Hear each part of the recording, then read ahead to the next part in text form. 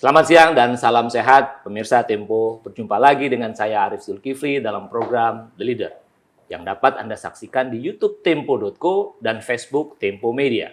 Pemirsa, kali ini saya akan berbincang dengan orang nomor satu di Kementerian PPN, Kepala Bappenas, Bapak Suharso Mono Arfa. Selamat siang, Pak. Selamat siang, salam sehat. Seger terus ya? Oh, segar. Seger ya. Kita bicara tentang sesuatu yang lebih substansial dan lebih besar, Ya. yaitu tentang bonus demografi, SDGs dan hal-hal semacam itu. Terima kasih Pak Suharso Terima kasih Pak Arif. Memberi kesempatan kepada kami di satu ruangan kantor yang asik banget, bisa ngelihat ke kiri ke kanan, pemandangannya bagus. Ya. Kementerian PPN Bappenas memprediksikan puncak bonus demografi Indonesia akan terjadi pada tahun 2030. Pendidikan merupakan salah satu poros pembangunan generasi unggul dalam upaya mempersiapkan puncak bonus demografi tersebut. Potensi bonus demografi Indonesia yang begitu besar, jika tidak dimanfaatkan dengan dibarengi pendidikan berkualitas, dapat membawa dampak buruk yang justru mengancam kehidupan sosial.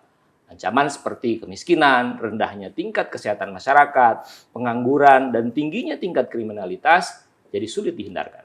Berdasarkan hasil sensus penduduk 2020 yang dilaksanakan oleh BPS, pada tahun lalu Indonesia sudah mulai memasuki apa yang disebut dengan masa bonus demografi. Bonus demografi artinya jumlah penduduk usia produktif, yaitu 15-64 tahun, lebih banyak dibandingkan penduduk yang tidak produktif, yang kira-kira ada 70,72% penduduk usia produktif saat ini. Bonus demografi hanya terjadi satu kali di setiap negara. Kesempatan emas ini tentu sangat disayangkan jika tidak dihadapi dengan bijak. Sebab di era bonus demografi selesai nanti, penduduk usia produktif yang semula mendominasi otomatis akan bergeser menjadi penduduk usia tua atau aging society. Adapun untuk mempercepat kemajuan pencapaian tujuan pembangunan berkelanjutan atau Sustainable Development Goals, Kementerian PPN dan Bappenas bersama UNDP meluncurkan Integrated National Financing Framework atau INFF. INFF memberikan strategi holistik yang dapat menjembatani kesenjangan pendanaan SDGs dan membuka peluang pembiayaan baru melalui kemitraan publik dan swasta. Sebelum pandemi COVID-19, kesenjangan pembiayaan SDGs global tahun ini mencapai 2,5 triliun US dollar. Tetapi akibat pandemi COVID itu melompat menjadi 4,2 triliun. Di Indonesia, kesenjangan pembiayaan TPB dan SDGs diperkirakan sebesar 1 triliun US dollar untuk mencapai TPB SDGs pada 2030. Indonesia memiliki desain dan transformasi ekonomi untuk membangun masa depan yang berkelanjutan. Indonesia juga telah mengambil langkah-langkah menuju pengembangan strategi pembiayaan berkelanjutan dengan membuat kebijakan pada kerangka kerja pembiayaan. Nah, kita mulai diskusinya nih. Tadi pengantarnya agak panjang ya, tapi ya emang harus disampaikan ke publik lah, biar orang ngerti. Karena ini istilah-istilahnya bonus demografi ya, kita ngerti, tapi udah mulai SDG, sudah mulai detail. Nah, saya mau mulai dengan satu pertanyaan yang dasar dulu deh. Bagaimana Indonesia menghadapi puncak bonus demografi, Pak? Oh iya, itu pertanyaan dan pernyataan yang berat. Siap. Nah. Ya, bonus demografi secara teori memang akan dilewati oleh sebuah bangsa hanya sekali. Ya. Ya, teorinya begitu karena ada transisi demografi. Tapi mungkin nanti setelah ratusan tahun, ribuan tahun mungkin akan muncul lagi. Ya, teoretikal seperti itu. Tadi kan sudah dijelaskan bahwa bonus demografi itu ketika jumlah penduduk angkatan kerja lebih besar dibanding orang yang bergantung, maka disebut dependent ratio-nya. Kalau kita lihat dari grafik yang sekarang, kira-kira itu akan berakhir di tahun 37 ya. 2037 ya? 2037. Jadi tahun 2037 itu mungkin bonus demografi kita akan kembali, kalau secara grafik itu kembali ke 50. Artinya 50 orang bekerja untuk 100 orang populasi. Ya, jadi kalau makin rendah orang yang bekerja, 40 orang yang bekerja untuk 100 orang, maka dia sudah melewati bonus demografi. Nah, sekarang ini kita yang bekerja kira-kira sekitar 70-an orang. 70%. Untuk 100 orang. Jadi itu bagus sekali ya. Dan ke depan kita berharap kita bisa benar-benar memanfaatkan situasi bonus demografi ini. Itu pertama. Tapi bonus demografi itu juga bisa menjadi beban Yes. ketika si angkatan kerja ini tidak bekerja. Hmm. Atau si angkatan kerja ini bekerja tetapi tidak mendapatkan decent job. Oke, Pekerjaan yang semestinya, kemudian mendapat gaji yang semestinya, Ya. dapat penghasilan yang semestinya. Ya. Apa penghasilan yang semestinya? Misalnya bisa mengcover seluruh kebutuhan dasarnya, kemudian bisa saving, gitu kan, kemudian bisa menutupi biaya-biaya pendidikan masa depan anaknya dan seterusnya. Sehingga ketika dia sudah pensiun, dia bisa menikmati hidupnya, Oke. ya kan? Bukan ketika dia menjadi pensiun pada usia di atas 65 tahun menjadi beban baru. Beban buat yang produktif. Yang produktif. Nah, jadi ini juga jadi satu isu sendiri gitu. Ya. Karena itulah maka window opportunity-nya ini pada tahun-tahun ini sampai dengan tahun 2000, kira-kira 15 tahun inilah kita harus benar-benar memanfaatkan ini. Karena kalau tidak, dia lewat begitu saja. Jadi kalau kita masuk di aging society dengan tingkat produktivitas yang sudah mulai rendah, satu hal yang kita kejar adalah bagaimana kita graduasi dari middle income trap mungkin akan tergeser bertahun-tahun ke belakang. Nah, hari ini kita menjadi negara middle income trap yang di tingkat lower dan hampir masuk di upper middle income. Kalau kita bisa masuk di tahun 2022 ini upper middle income, ya kira-kira sekitar 4.200 gross national income-nya. Nah, kita berharap kira-kira tahun 2037 harusnya 3.000 sesuai dengan kita keluar dari bonus demografi itu, kita lolos dari ini masuk ke high economy dengan GNI per kapitanya kira-kira sekitar 12 ribuan. Tapi kalau kita lihat tren hari ini, mungkin itu sulit kita capai. 2037. 2037. Nah, jadi isunya pertama adalah bagaimana kita memperkuat generasi angkatan kerja ini untuk mendapatkan decent job tadi. Nah, maka mereka harus disiapkan pendidikan-pendidikan yang tepat. Kita lihat sekarang perkembangan dari kemajuan luar biasa, cara-cara kerja baru, ya kan? Kemudian model-model bisnis juga sudah berubah, ya kan? Jadi kemudian juga model-model pembiayaan sudah berubah. Anak-anak muda sekarang juga trennya untuk bekerja itu lebih selected sesuai dengan profesinya. Mereka sudah tidak lagi menjadi super generalis, tetapi benar-benar super spesialis. Nah, karena mereka super spesialis, tentu memerlukan satu decent job yang benar-benar tepat buat mereka, sehingga mereka bisa dapat income yang tepat juga, supaya dia dapat saving yang tepat di kemudian hari. Nah, ini PR-nya. Memang akibat pandemi dan juga akibat disrupsi teknologi, banyak jenis-jenis pekerjaan yang hilang. Ya, kalau kita lihat begitu, kira-kira sekitar 7-8 juta angkatan kerja kita kehilangan lapangan pekerjaan dengan disrupsi teknologi ini. Tetapi dia dengan serta-merta juga menciptakan peluang 12-14 juta jenis pekerjaan baru. Sehingga dengan demikian tidak ada alasan.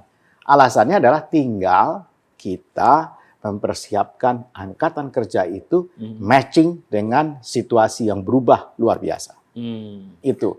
Ya, jadi kan sebenarnya ada dua isu ya. Satu isu adalah mempersiapkan tenaga kerja dengan pendidikan yang baik, tapi di sisi lain adalah penyediaan lowongan atau kesempatan kerja yang besar. Nah, tadi yang sudah Bapak sampaikan itu adalah tantangan-tantangan ya, ada disrupsi, ada macam-macam lah gitu. Nah, bagaimana mengkonekkan dua hal ini, Pak? Ya. Nah, ini menarik sebenarnya. Saya suka menggunakan istilah knowledge distance. Ya, knowledge distance itu jarak pengetahuan sebuah masyarakat kepada sebuah kemajuan gitu. Semakin dekat jarak pengetahuan itu, knowledge distance-nya, maka kemungkinan dia untuk merebut masa depannya menjadi lebih besar. Dan kita lihat ke depan negara-negara yang bertahan, dan kalau kita juga ingat hukum dari environmental itu bahwa sebuah organisme itu akan lebih survive kalau dia itu memiliki kemampuan diversifikasi atau kompleksitas yang tinggi, ya kan? Kayak manusia misalnya, itu kan puncak dari segala makhluk yang omnivora kan, bisa kemana-mana. Tapi kalau hanya bisa apa saja tertentu, tentu dia terbatas hidupnya. Nah, jadi kompleksitas ini yang harus dijaga oleh sebuah bangsa. Dia mau ngapain? Harus ada pilihan. Nah, kemudian ada jarak pengetahuan yang harus didekatkan. Nah, Indonesia, pertanyaannya, dengan negara maritim yang luas luar biasa ini, kita kemudian dengan perkembangan kemajuan teknologi yang juga luar biasa ini, kita akan jadi follower atau take a lead. Nah, itu pertanyaannya. Nah, maka kita harus menetapkan itu, menurut saya. Jadi provinsi-provinsi tertentu atau kabupaten tertentu dan seterusnya, mereka harus punya pilihan-pilihan, menurut saya. Tidak bisa lagi digebiah-uyah begitu. Nah, inilah kenapa di Bappenas kita mendesain kompleksitas itu dari sebuah daerah ke daerah lain agar tidak bertumbukan, tetapi mereka saling melengkapi. Jadi national supply chain harus dibentuk, sehingga dengan demikian masyarakat bisa bisa melihat peluang ini menjadi efektif buat mereka. Jadi bukan ada peluang tapi mereka nggak bisa ngapa-ngapain. Jadi misalnya saya contoh satu daerah pertanian atau perkebunan. Di sana itu bisa hebat dengan tanaman-tanaman buah-buahan. Kita kan sekarang banyak mengimpor buah. Kita tidak perlu menghentikan anti impor buah. Tapi kita harus meningkatkan kualitas dari buah kita.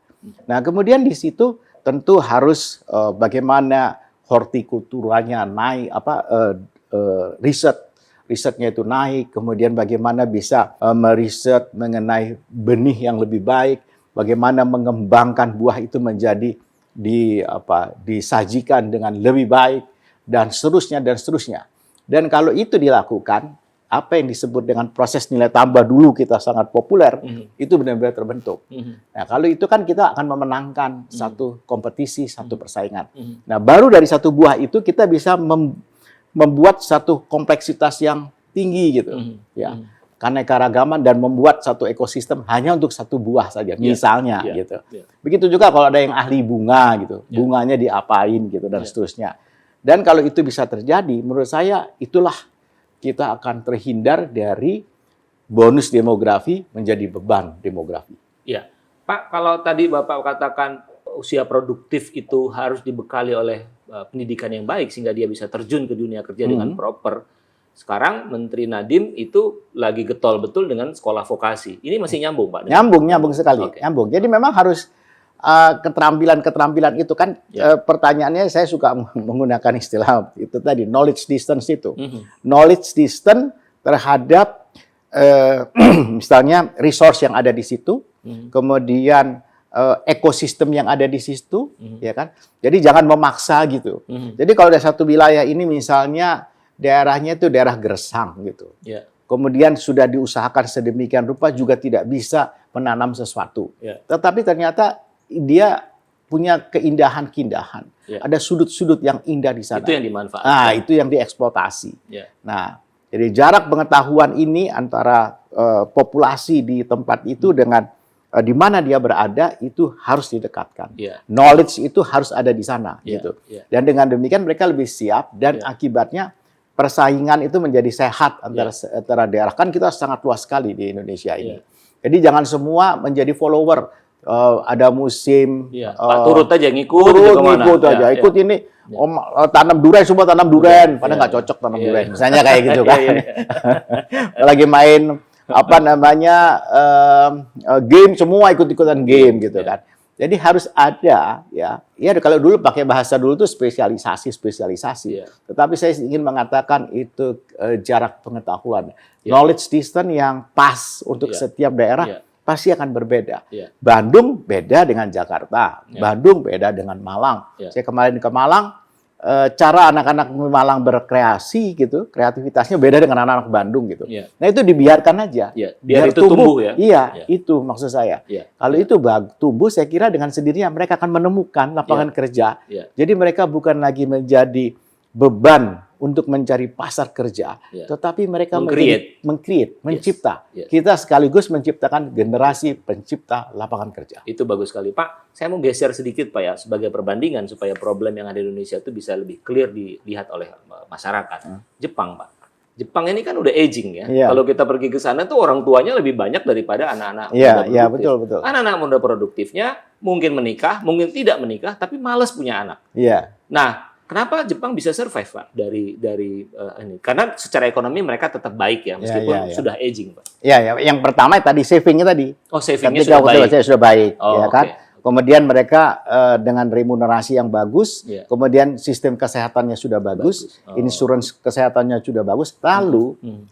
tercipta juga satu pekerjaan-pekerjaan buat aging society. Oh, oke. Nah, lapangan kerja baru ada juga buat mereka ternyata. Hmm. Jadi yang mengatakan bahwa bekerja seumur hidup terbentuk di sana, Iya, iya. gitu. Tentu sekali lagi ini decent jobs yang beda lagi gitu. Iya, iya. Tentu tingkat yang diharapkan berbeda dengan yang pada waktu angkatan kerja tadi. Iya. Mereka mungkin kalau tadinya satu hari 8 jam atau 12 jam kerja, Iya. mereka cukup 4 jam. 4 jam. Selebihnya mereka Betul, adalah betul. menghibur diri, Iya, istirahat, entertaining iya, dan seluruh iya. istirahat ya. Iya. Dan yang mereka butuhkan jauh lebih tinggi soal kesehatan. Itu sudah Ya, di-cover ya. Sudah di-cover Oh, soal lifestyle-nya mereka juga sudah berbeda.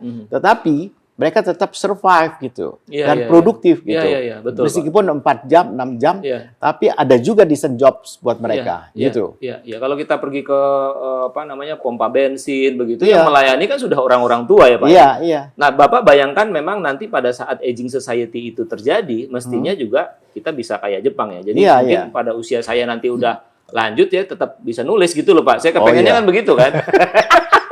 Sampai sekarang masih bisa nulis. Kalau sekarang masih produktif. Nanti maksud saya gitu kan. Saya kira iya. Jadi memang kita harus siapkan itu. Kan orang mengatakan silver economy. Oke. Nah, silver economy itu adalah ekonomi untuk orang-orang yang rambutnya seperti Mas Arief ini. Iya, iya, iya. Kalau saya kan grey. dicat kan. Iya, saya iya, dicat. grey. Saya natural, Pak. Jadi hasil kan gitu. Jadi silver economy. Jadi ternyata kita sudah pakai nama warna-warna, blue Oke. economy, green Iya. economy. Ternyata ada juga silver economy Oke. untuk aging society tadi.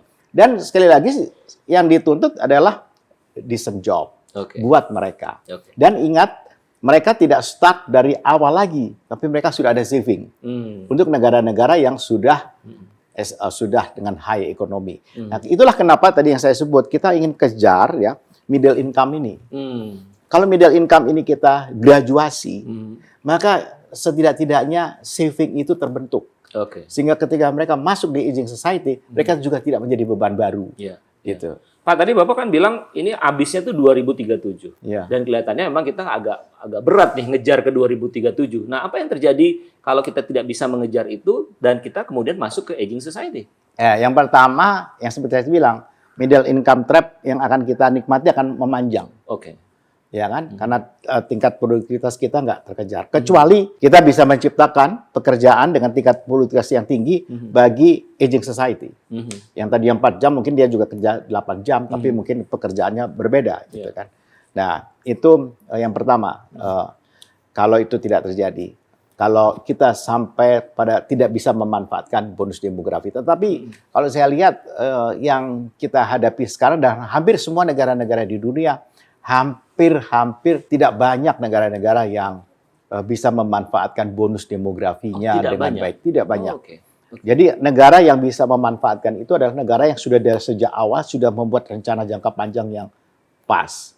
Indonesia sebenarnya juga sudah menyiapkan rencana jangka panjang. Sebenarnya dari tahun 1990-an, ya kan, gagasan ide-ide mengenai bonus demografi ini sudah muncul pada waktu itu. Betul. Dan sekarang kan kita karena sudah semakin dekat itu yang kita kejar. Tapi kan kita berkejar-kejaran juga dengan tingkat pengangguran terbuka yang harusnya kita juga tekan kan. Seperti saya sebutkan tadi 71% adalah angkatan kerja, tapi yang bekerja sebenarnya berapa? Kemudian yang bekerja itu misalnya sekitar 60-an% lebih, 62%. Nah, 62% itu bekerja itu berapa persen dia bekerja di decent job dan menghasilkan apa gitu. Dan kita bisa memilah-milah mereka. Nah, inilah PR besar kita gitu. Dan sekali lagi kalau itu tidak kita capai pada tahun 2037, saya katakan tadi, kita akan menendang ke belakang pencapaian untuk middle income trap kita itu. Kita akan agak lebih lama di upper middle income ini. Dan pendidikan memang kuncinya. Pelatihan vokasi yang sedang dilakukan sekarang itu adalah salah satu cara instrumen yang untuk kita lakukan. Tapi kan pertanyaannya adalah seperti saya sampaikan tadi, mau apa gitu. Misalnya sekarang semua kebolehan itu ada di Pulau Jawa. Bagaimana dengan pulau-pulau yang lain gitu. Nah, belum lagi pada saat yang sama kita menghadapi bagaimana respons kita terhadap climate change.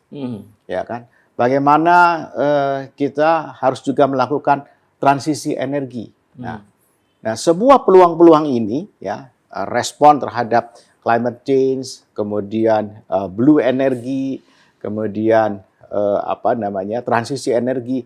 Ini bukan PR, tetapi adalah opportunity buat saya.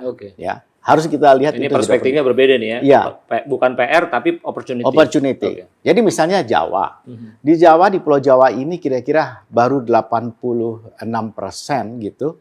Listrik itu dari 86% listrik kita ini feedstocknya itu energi utamanya adalah dari batu bara. Nah, kita harus pelan-pelan menyisirnya itu berpindah ke renewable energy. Ini kan pekerjaan besar. Yes, exactly. Peluang yang besar sekali buat generasi muda, buat untuk menciptakan decent job. Jangan-jangan kita tidak memerlukan sentralisasi listrik. Karena kalau sentralisasi seperti ini ternyata mahal. Baik, coba Anda bayangkan kalau di satu komunitas mereka punya solar cell sendiri, bisa menciptakan listrik untuk kepentingannya sendiri. Di situ hanya disiapkan satu grid saja. Jadi kalau misalnya substation, kalau mereka kelebihan listrik dikirim ke iya. Nah, kan gagasan-gagasan seperti ini kan baik gitu. Nah, ini akan berhadapan dengan aturan. Nah, aturan itu yang harus menyesuaikan. Jadi jangan ngotot gitu loh aturannya. Iya. Ini problem juga nih di kita nih ya. Aturannya rigid, aturannya nggak fleksibel. Ya, kalau presiden yang sepengetahuan saya, kalau ada aturan itu justru menjadi firewall, ya dia angkat wallnya itu gitu. Harus supaya dia menjadi loose gitu. Jadi mudah orang mencapainya gitu. Jangan ditambah tembok-temboknya nggak karu-karuan. Nah, gitu. kalau Pak Soeharto ngelihat obstacles ini bisa kita hadapi nggak? Ya, nah itulah sebabnya kenapa kita perlu ibu kota baru. Siap. Karena berubah. Ibu kota baru itu bukan hanya pindah fisik gitu, tapi cara kerja pun berubah gitu. Kan sekarang kalau kita lihat cara kerja perusahaan-perusahaan seperti Facebook, Google dan sebagainya itu kan berbeda. Seperti juga Tempo saya kira akan berbeda. Media itu kan kerja waktu sudah tidak lagi rigid seperti dulu. Dia bisa di mana saja, di kapan saja, sepanjang dia mencapai objektifnya. Itu kan begitu. Nah, bagaimana cara kerja birokrasi juga harus digerakkan seperti itu gitu. Kalau cara kerjanya masuk jam 8, pulang jam 4 sore, tapi nggak ada hasilnya ngapain? Ya kan? Dia bisa masuk jam berapa saja, keluar jam saja. Itu yang dilakukan oleh Bappenas. Bappenas punya sistem disebut integrated digital workspace. Jadi orang akan dilihat kapan dia check in-nya, kapan dia check out-nya. Digitally. Jadi dia bisa yang di seluruh dunia yang maksud saya yang lagi sedang sekolah dan sebagainya. Kalau dia mau ikut kerja, silakan. Bisa. Masuk jam berapa, keluar jam berapa. Jadi dia masuk jam 2 pagi, keluarnya jam 10, nggak apa-apa. Terserah. Yang penting dia ada login, logout gitu. Ya, login, logout-nya itu ada. Gitu. Iya. Pak Soeharto, kita break dulu sebentar. Saya kira ini panjang, urusan kita masih panjang ini. Banyak hal yang bisa kita tanyain. Jadi nanti kita akan kembali setelah jeda berikut.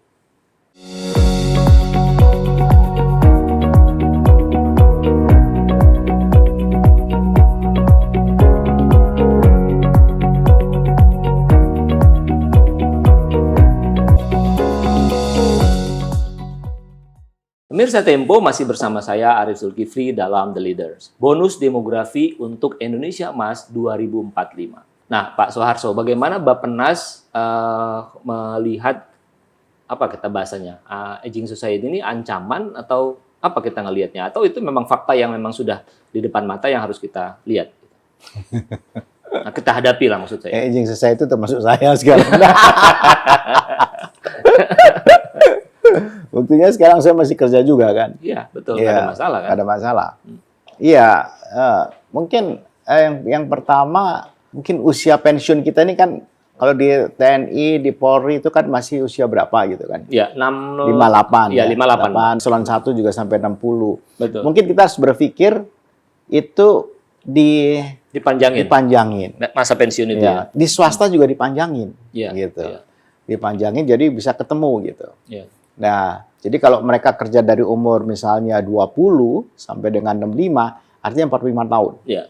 Ya, 45 tahun harusnya mereka bisa menghasilkan saving yang cukup setelah 65 tahun. Yeah. Dan mereka bisa mendapatkan pelayanan kesehatan yang baik, ya kan? Kemudian dan seluruh fasilitas asuransi, kecelakaan dan seterusnya. Tapi yang penting juga mereka bisa menikmati hidup dengan baik gitu. Dan kalau mereka kemudian punya energi lain gitu, dan peluang untuk itu harus disediakan saya kira. Yeah. Jadi siapa tahu ada yang masih umur 65, 66, 67. Kayak profesor tuh kan usianya tuh begitu juga. Nah, kalau itu bisa dilakukan saya kira akan berubah pattern dari orang bekerja. Yeah. Nah, itu yang pertama. Yang kedua, memang kita harus juga menyiapkan ada mereka yang pada usia itu juga yang existing itu kan pada posisi yang tidak mampu, pada posisi yang lemah dan seterusnya. Nah, untuk mereka tentu negara harus hadir, negara harus menyediakan fasilitas itu. Tapi kan kalau di Indonesia itu kan tidak dikenal misalnya rumah jompo, panti jompo kan nggak kayak di luar negeri gitu kan. Mau Arif kalau udah senior, udah 70 tahun oleh anak-anaknya, udah Papa tinggal aja di rumah jompo. Mau kalau di masyarakat Indonesia rasanya itu aib ya Pak ya, karena ada kewajiban anak untuk jaga, ada unsur agama. Nggak sampai hati. Betul. Dia bilang ini tega banget sih. Anak durhaka. Iya betul. Padahal mungkin maksudnya itu karena sebetulnya bagus kan? Society-nya kumpul dan ini seterusnya. Dan sebenarnya orang-orang tua itu juga berkumpul dengan generasinya mereka kan. Kecenderungan manusia itu kan pada usia tertentu mereka akan sesama mencari jadi itu sudah common lah kalau seperti ini. Jadi saya kira itu yang pertama harus disiapkan dari sisi jaminan kelayakan hidup mereka itu tersedia, kemudian seperti tadi saya sampaikan negara hadir dan ini ada culture shock di kita, bagaimana kita bisa mengubah atau ada untuk beberapa bisa diterima gitu. Misalnya saya sekarang ibu saya usianya 92 tahun, ya, nah sekarang lagi jalan-jalan beliau pergi, ya kan, dan senang-senang aja gitu. Ini karena anaknya atau karena ibunya nih? Punya daya tahan seperti itu? Ibu saya mungkin karena guru ya, kemudian disiplin banget cara hidupnya. Ya, disiplin, cara hidup, cara berpikirnya juga begitu. Enjoying life katanya dia, jangan terlalu banyak gitu. Berjalan saja. Nah, sekelas beliau tentu nggak mau di rumah yang saya sebut tadi, rumah panti jompo pasti bisa dimarahin anak-anaknya semua kan. Artinya apa? Kita tidak bisa mencontoh ada yang di luar seperti itu. Tetapi kita harus mencatat juga bahwa mereka ada. Lalu bagaimana mereka itu diperlakukan, disediakan, dan senior citizen di mana-mana selamanya dihormati dan diberi tempat yang baik tempat yang baik. Misalnya ya kita sudah mulai lihat di kita punya MRT itu sudah ada khusus untuk senior citizen ya kan dan seterusnya. Kemudian kalau ngantri orang lihat kalau ada orang tua sudah mulai itu culture ini yang harusnya mungkin berubah. sekaligus mungkin physically kita siapkan gitu kan. Tetapi kalau saya menganjurkan adalah asuransi itu. Sistem yang merecover semua kebutuhan di masa tua itu. Jadi insurance sejak waktu lagi produktivitasnya tinggi sehingga di ujungnya itu bisa dipakai buat apa? Buat keliling dunia. Kita lihat traveler di tahun-tahun 80-an, 90-an itu masih banyak orang tua. Ya kan? Kalau sekarang traveler itu hampir semua ada termasuk yang kelasnya backpacker. Nah, tapi kalau orang tua pasti sudah established. Nah, beda sama orang-orang kita. Kalau orang-orang Indonesia yang sudah senior citizen itu, kalau mereka mengadakan traveling, biasanya 3 generasi yang jalan. Kakek, anak dan cucu. Gitu kan, berjalannya gitu. Kalau kita lihat orang dari luar, itu hanya kakek-kakek saja gitu kan. Nah, sudah beda. Nah, mungkin kita juga bisa menyiapkan satu kota yang ramah terhadap mereka, gitu. Kita juga bisa menyiapkan, tadi saya bilang, fasilitas publik yang ramah pada mereka. Tapi sekali lagi, kalau menurut saya, yang paling penting buat mereka ini adalah soal jaminan kesehatan yang memadai dan untuk semua tingkatan masyarakat, siapapun mereka, gitu. Jadi jangan bukan hanya orang yang berpunya ya, tapi yang nggak berpunya pun ada di backup. Ya, itu harus itu, saya kira. Nah, itu kalau menurut saya untuk menghadapi aging society ini.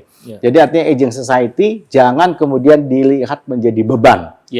Tetapi kita menyediakan, dan kalau memang ada decent job buat mereka, sekarang kita sudah harus pikirkan seperti apa itu. Decent job ini mensyaratkan satu produktivitas tertentu nggak sih, Pak? Ya. Untuk misalnya bekerja 3 jam gitu ya buat orang tua gitu. Tetap ada ukuran-ukuran produktivitas. Iya, sepanjang dia bisa menghasilkan sesuatu kan. Gitu. Harus ada. Ya, Pak, saya geser sedikit ke soal SDGs, Pak. Bagaimana Bappenas berupaya apa rencana-rencana untuk mempercepat capaian SDGs tadi, Pak? Ya, ini menarik. SDGs ini kan terhenti selama 2 tahun, bukan hanya di Indonesia, tapi seluruh dunia. Pandemi ya? Iya, karena pandemi untuk pencapaian tahun 2030. Tapi ujung dari seluruh cerita orkestrasi SDGs itu adalah tidak boleh satu orang pun tertinggal dalam mencapai sustainable development itu. Namanya juga sustainable, tapi sustainability ini juga membuat semua orang ikut di dalam rombongan itu. Nah, isu yang paling berat di dalam pencapaian itu adalah bagaimana kita membiayain ini. Nah, yang kita ingin membiayain SDGs sampai dengan tahun 2030 itu, menurut hitungannya kira-kira diperlukan anggaran sekitar 4,75 triliun US dollar. Ya, itu. Nah, kalau itu lalu kekurangannya itu kalau dihitung kira-kira sekitar 1 triliun US dollar. Jadi sama dengan GDP Indonesia tahun ini, 1 tahun. Kekurangannya ya? Kekurangannya. Nah, kekurangan ini yang kemudian ingin diinisiasi ya kan oleh INFF tadi yang disebut ya bersama-sama negara-negara di dunia termasuk di Indonesia ini. Nah, yang penting di dalam INFF ini menurut saya kreativitas pembiayaan baru. Bagaimana kemampuan fiskal satu negara itu tidak hanya membiayai, tetapi dia menjadi stimulan untuk menarik sumber pembiayaan dari lain. Dari misalnya dari swasta dan seterusnya. Apa yang kita kenal dengan blended finance. Jadi blended finance itu bisa dari fiskal pemerintah setempat, bisa dari CSR, bisa dari arisan, bisa dari crowding fund, ya, bisa dari dana-dana murah dan seterusnya, yang di blend sedemikian rupa sehingga dia kemudian bisa digunakan untuk pencapaian-pencapaian dari target-target SDGs. Pak, INFF ini kan kerjasama antara PBB ya Pak, dengan Bappenas. Jadi persisnya itu seperti apa Pak? Pola kerjasamanya itu dan apa yang mau dicapai atas itu semua? Ya tadi yang saya sampaikan, jadi Yang pertama untuk mengefektifkan fiskal yang kita miliki, kemudian mendorong fiskal kita yang ada itu, yang juga serba terbatas itu, ya, menjadi suplemen lah katakanlah di dalam pembiayaan yang bisa menarik sumber-sumber pembiayaan lain gitu. Kemudian blended finance itu kita mau dorong dan Indonesia menginisiasi global blended finance untuk kita launching pada G20 yang akan datang November di Bali. Kemudian bagaimana bentuk-bentuk pembiayaan swasta yang bisa ikut serta di dalam SDGs dan dalam hal ini misalnya kita sudah mendorong Kadin ya untuk juga melakukan inisiasi seperti itu, kemudian masyarakat madani yang lain juga melakukan itu, society seperti ini. Jadi inisiatif-inisiatif ini dilakukan oleh masyarakat dalam rangka capaian-capaian SDGs. Nah, karena capaian SDGs kan bukan untuk kepentingan pemerintah semata, tetapi kan untuk kepentingan masyarakat pada umumnya. Jadi misalnya kebutuhan air bersih itu kalau bisa diinisiasi secara society bisa di sana dan kemudian ada CSR yang bisa dimasukkan ke sana, swasta misalnya bisa ikut naik. Kenapa tidak? Jadi yang pertama masuk itu sebetulnya yang diharapkan adalah INS tadi ya, Pak ya. Lalu kemudian Pak bisa kasih contoh yang lebih lebih empirik nggak Pak, supaya pembaca atau pendengar kita bisa dapat gambaran bagaimana dia menstimulasi pembiayaan lain tadi Pak. Mungkin dari kasus-kasus yang ada di Bapak tangani di Bappenas. Contoh misalnya kita mau mengatasi air bersih. Air bersih. Ya, itu yang tadi saya sebut air bersih. Nah, air bersih itu kebutuhannya berapa untuk sebuah komunal misalnya. Nah, pemerintah misalnya cuma bisa membuat infrastruktur dari penyediaannya misalnya. Pipanya itu dan strukturnya bisa dilakukan atau menarik airnya gitu. Tapi kemudian ini kan bukan kita bicara dengan PDAM, tapi komunal masyarakat saja. Ya, ini sudah dilakukan oleh Indonesia sebenarnya seperti ini ya. Pamsimas kalau di PUPR itu. Nah, ini mereka lakukan. Kemudian masyarakat dengan kesadaran sendiri mengelola air itu sedemikian rupa, menjaga kualitas airnya dengan baik. Lalu masyarakat itu yang memperoleh manfaat dari air ini ikut yuran gitu. Dalam rangka pembiayaan baru. Tetapi pengadaan pertamanya itu dengan yang saya sampaikan tadi. Gitu. Ya, luar biasa nih Pak Soeharto, nih kita sayang waktu terbatas, ini diskusi bisa sampai besok. Tapi sebelum saya tutup, Bapak ada yang mau disampaikan lagi nggak Pak perihal ini Pak? Bagaimana pentingnya kita menjaga bonus demografi, bersiap menghadapi aging society, dan seterusnya. Ya, pertama menurut saya buat seluruh generasi di Indonesia, bahwa bonus demografi itu adalah kepentingan kita semua.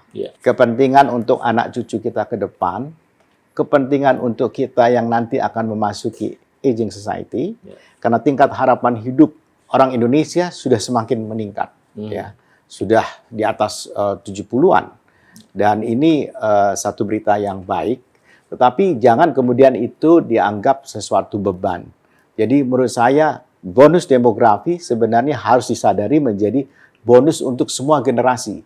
Jadi kita lihat bahwa sejak seseorang itu bisa berproduksi, dia harus berpikir bahwa satu saat dia ada waktunya untuk berpindah dari jumlah jam kerja yang taruhlah 8 jam, 10 jam, dan kemudian akan pindah ke 3 jam atau 4 jam. Artinya, kenapa tidak kita mencanangkan untuk tetap produktif sepanjang usia kita, tidak menjadi beban. Sejak kita kemudian mendapatkan kesempatan untuk bekerja. Itu yang pertama menurut saya, bonus demografi ini. Yang kedua, untuk menyiapkan diri, tentu kita harus memulai dari diri kita sendiri.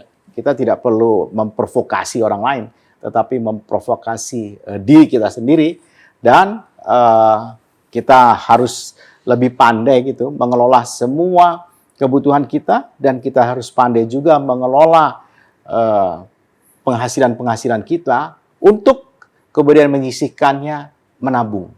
Nah, seringkali yang kita lupakan itu adalah menabung, saving.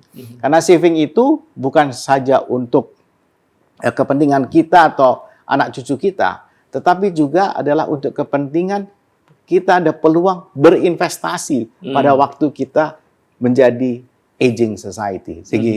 Jadi kita tidak menjadi beban begitu. Ya. Jadi di level individu memang harus diusahakan ya, tapi di level yang lebih tinggi, di level negara dia juga mesti memikirkan strategi. Oh iya, kalau di level negara saya kira di pemerintah ya menurut saya harus dipikirkan misalnya bagaimana coverage untuk insurance seorang penduduk Indonesia sejak ia lahir sampai ia wafat. Ya. Jadi ada staging mulai dari dia mendapatkan imunisasi, vaksinasi pada usia tertentu, dapat pekerjaan yang layak, kemudian mendapatkan ini, dapat perlakuannya seterusnya gitu menurut saya. Ya. Jaminan kesehatannya sepanjang usianya itu ada. Ya. Jaminan pendidikan sepanjang usianya yang dia perlukan ada. Jaminan kesempatan untuk bekerja juga ada. Saya kira 3 track itu yang disediakan oleh negara. Baik, terima kasih Pak Soeharto Monoarfa. Pemirsa, perbincangan tadi kami harapkan bisa bermanfaat buat Anda semua. Ini isu yang sangat-sangat menarik ya. Saya kira begitu ya Pak ya. Sekali lagi terima kasih atas kebersamaan Anda bersama saya. Saya Arif Zulkifli. Salam.